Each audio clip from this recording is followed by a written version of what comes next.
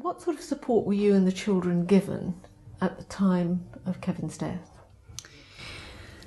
I was offered support from the chaplain and Kevin's officer when they came to actually get us, to take us down to Portsmouth. But I think the children were very much left out of it. Not intentionally, not in any way, but I don't think anybody considered that this was probably the most fundamental day of their life. That day, they lost their father. They lost a huge reference point, something that can never, ever, ever be replaced.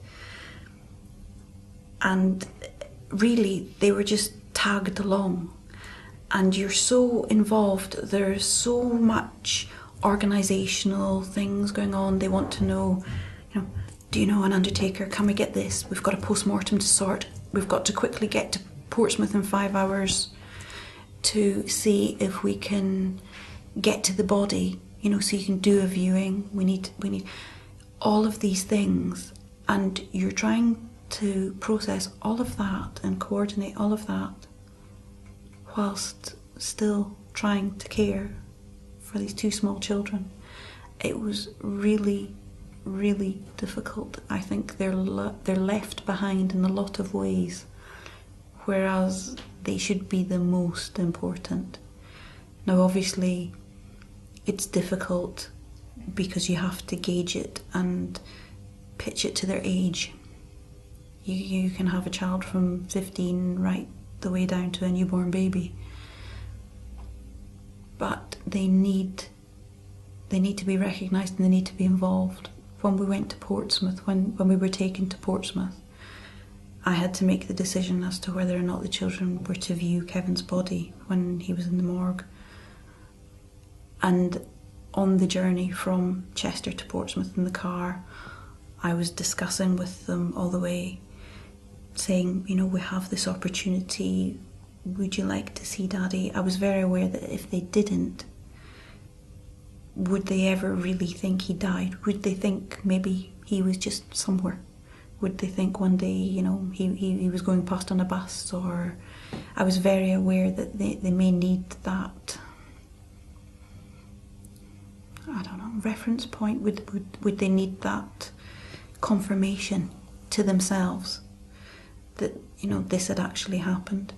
And then when we got to Portsmouth and into the base, the Navy took us to the base where Kevin lived, if you like, from Monday to Friday. And they said, okay, that's you, you're here. And they just stuck us in a service room. Had no duvets. It hadn't been made up. We were obviously not expected. We were in a mess with 200 other guys who all knew exactly who we were because they had all known that Kevin had been killed, who were giving us a huge exclusion zone. Bless them, they were just like, oh gosh, what do we do with these? And we just felt abandoned. And I think it's very important that perhaps somebody addresses that the children need accommodation away from their a short-term married quarter, somewhere with something from home, or a TV, a game, a bed with a duvet on that's, not service issue, somewhere to sit and have a cuddle, because that's what they need at that point.